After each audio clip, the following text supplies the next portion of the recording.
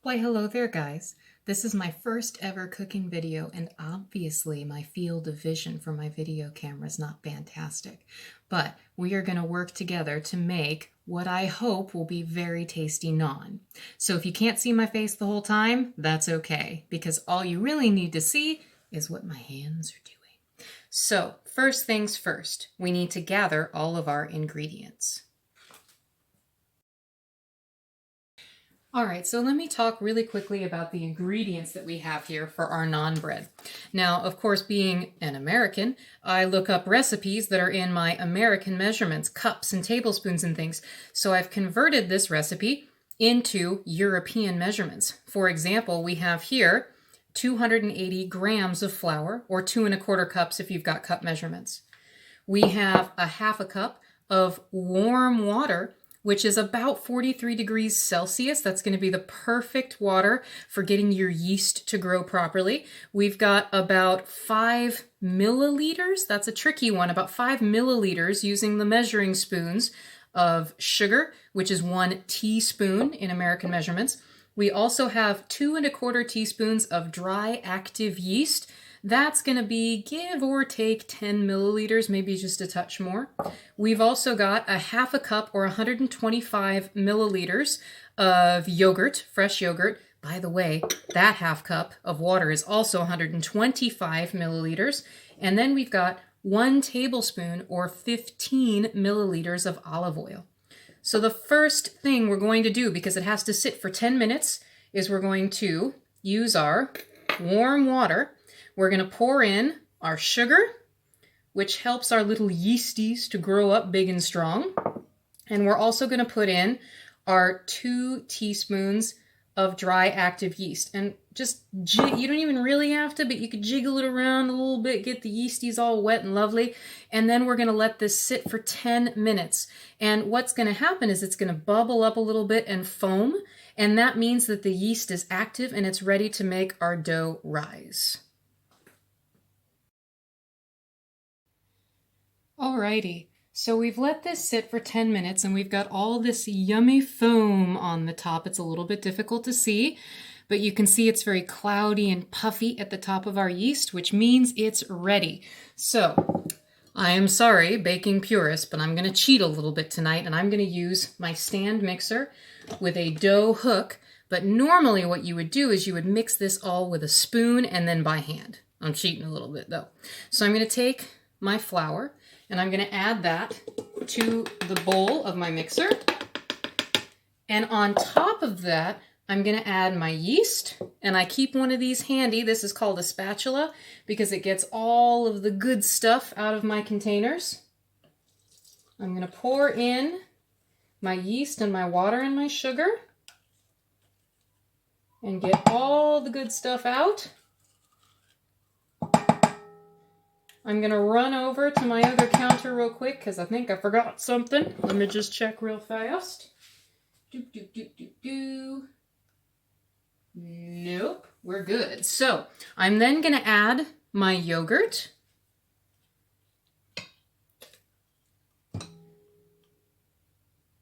Bloop, bloop, bloop. And then I'm going to add my oil. And now I'm going to go ahead and I'm going to pause for a second because my mixer is very loud and very annoying. But I will unpause to show you the right consistencies for your dough. Now you can see here I've been mixing it on the lowest speed and there's still lots and lots of flour around the outside of the bowl. So I'm just going to keep mixing it at low speed until all of that is gone and then I'll be able to increase the speed. Now if we look inside the bowl, it was just 1 more minute. There's a lot less flour on the sides and everything is pretty wet. And that is a good thing. So I'm going to now increase the speed to medium and I'm going to probably knead this with my machine for about 10 minutes. We want it to be nice and shiny on the outside. Now this is about 4 minutes after I started. It's a little bit hard to see inside of it, but when I touch and pull the dough, it's still very sticky, so he's not quite ready yet. We got to keep on going. But I did want to show you, while I was doing that, I was putting oil into this bowl and using a paper towel to cover the whole bowl in oil. We're going to put our dough in that to rise. So you can prepare that now too. I just wanted to show you the biggest difference between, say, 4 minutes and 8 minutes in. You can see almost the sides are completely clean. And if I turn back on the mixer, sorry for the noise, you can see that it's only sticking to the bottom, which is a really good sign. Just a couple more minutes. All right, so we've done all of our mixing. What you're going to have is a dough that's still really sticky, but that's okay. So you can see I've put some flour on my work surface, and I'm going to use my fingertips to, here we go, loosen it from the bowl, but not touch it too long. And then I'm going to dump right there onto the counter. Just trying not to touch it too much. It's going to be nice and stretchy. There we go. Now all I'm going to do is just get it into a ball, which is really difficult since it's nice and sticky, into a ball enough that I can put it into my bowl. So you can see I'm just rolling it around a little. It's really good and soft. There we go. That'll do. Then I've got my bowl here. I'll put it in my bowl. Kaboom! And then I'm going to cover it with a nice paper towel, or excuse me, with a towel, and I'm going to put it in a warm spot with no drafts for about an hour. So I'll see you guys when this thing has risen to twice its size. Okie dokie, we have let our dough rise for about 1 hour and we are ready. Now I want to show you something a little bit off to the left of my wonderful kitchen. This is the type of pan we are going to cook the naan in, this pan right here. And you can see it's smoking a little bit. It's a very, very hot pan. This is called a cast iron pan. It's really, really heavy.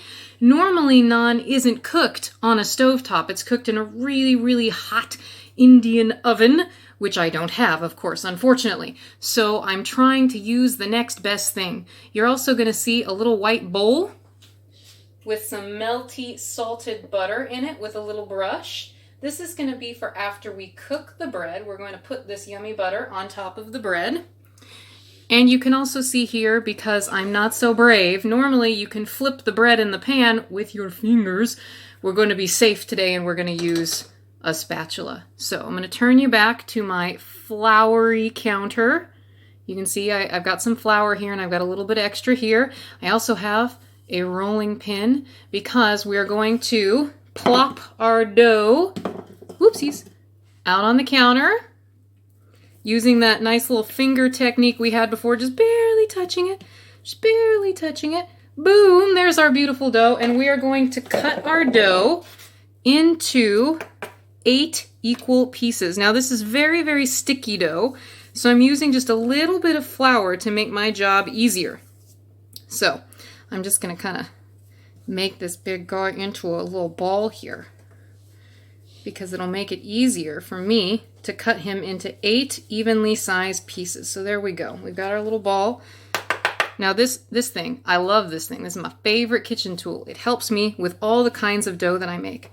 So we cut in half, mostly perfect. And then we cut in half one more time.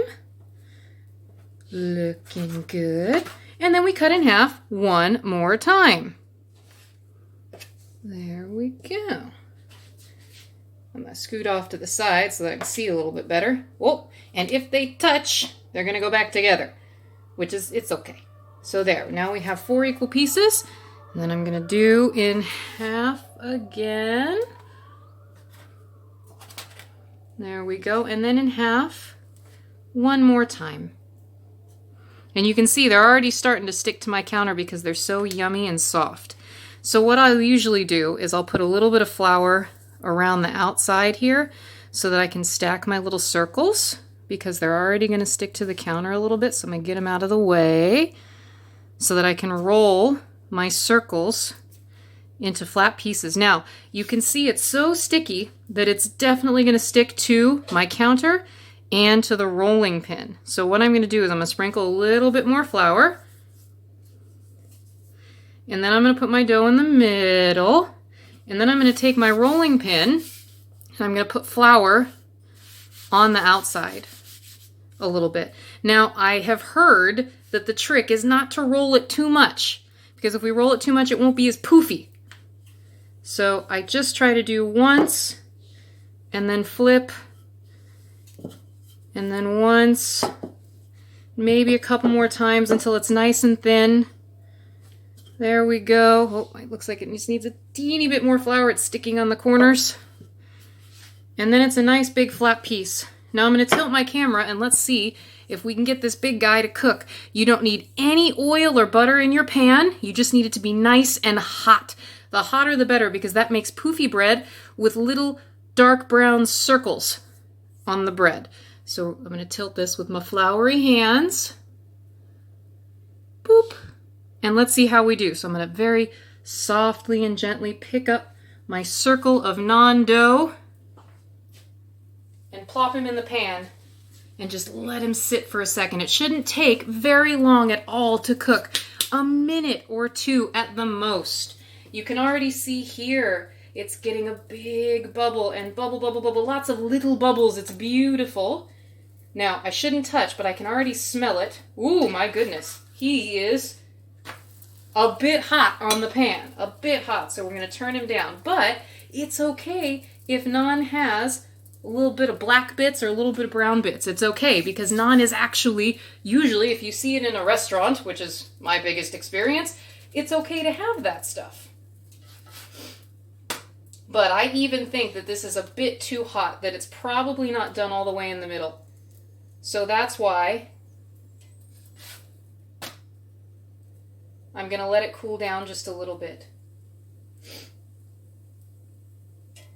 I'm going to set this off to the side because he's about done. And then what I do is when it's finished, I just brush it with the butter.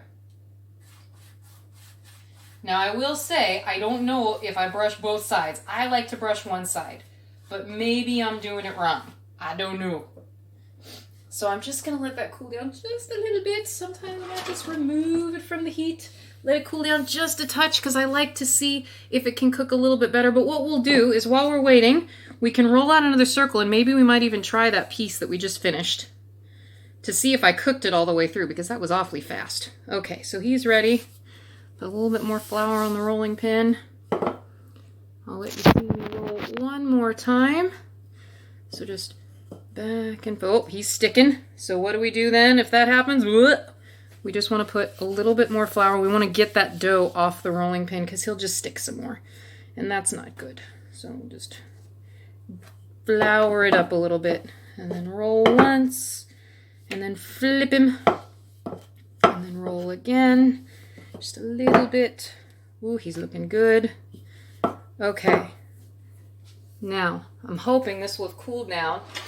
Woo, hot. Do not do what I just did at home, guys. You should always be using hot pads, and I didn't do that. So, let's see if we can't get another one going in our wonderful pan. All right, here we go. And now we let him cook. We see if he's getting poofy. I can see the bubbles. They're little itty bitty bubbles. Normally I get bigger bubbles. I don't know why they're not being so big, but that's okay. So we got a little bubbly action.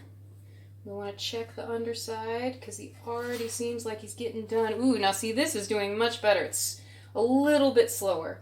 It shouldn't take long to cook this bread. Not long at all, but we don't want it to burn before the inside is finished. And look at all those bubbles. I'm going to actually try and unhook my little tripod and get you a little bit closer to see the little bubbles. Look at that. All the bubbles that are popping up on the dough. That's perfect. And it's smelling like it's about done. So, let's see if I can carry this around and flip it at the same time. Woo! Now that is looking nice. All right.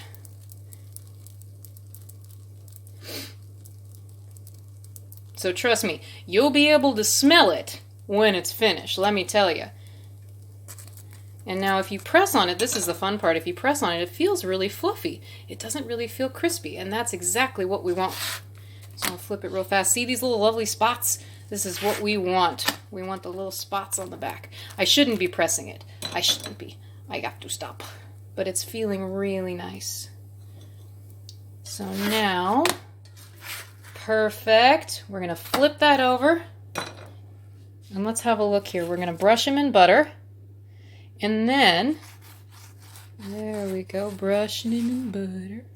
Brushing them in butter. All right, now what I'm going to do is I'm just going to replace the camera, and we're going to break open a little bit of our naan bread and see how it went. All right, so I'm just going to bring the plate over here.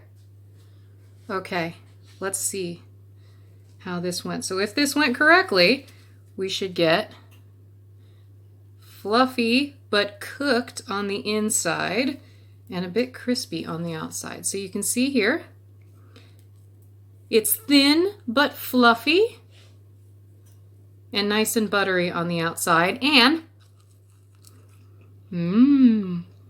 I didn't do too bad. That's a pretty good naan today. So guys, that is how you make naan bread.